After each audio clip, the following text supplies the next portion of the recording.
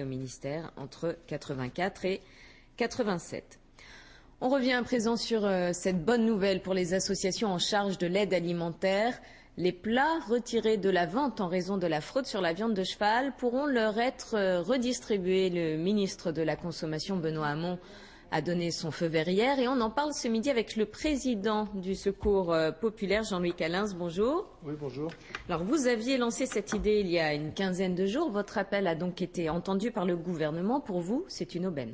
Ben oui, parce que ça se passe dans une période de grande émotion. D'abord, un mauvais coup de l'Europe par rapport à l'aide aux plus démunis, moins 28%, je rappelle, pour 2014 jusqu'à 2020. Et puis cette annonce où il y a tromperie sur la marchandise, c'est du cheval au lieu du bœuf, et une grande menace de jeter des produits de bonne qualité à la poubelle.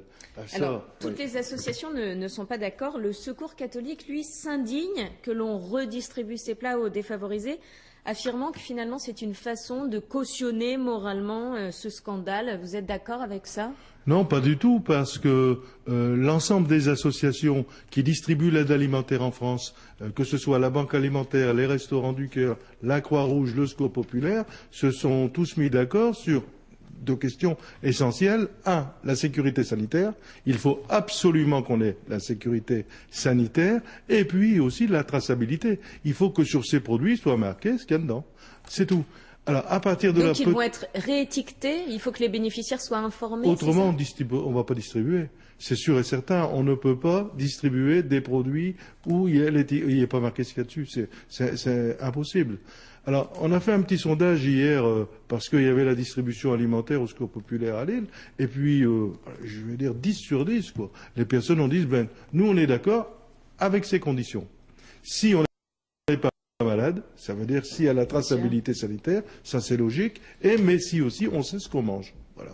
Et alors, prochaine étape, en quelques secondes ? Oui, alors, prochaine étape, ça va être de revoir. D'ailleurs, il y a une réunion avec la ministre de la lutte contre les exclusions, Madame Carlotti, ce mardi. Vous y serez ? Mardi qui suit, voilà. Oui, j'y serai. Et on va regarder comment on peut faire, parce que se pose une autre question. Vous savez, ce sont des produits surgelés, donc, je redis, il faut réétiqueter, il faut que ce soit tout fait, et puis il faut transporter et stocker, parce que ça coûte très cher. Donc, comment on fait ? Voilà. Jean-Louis Calens, merci d'avoir accepté cette invitation sur ce plateau. Et après la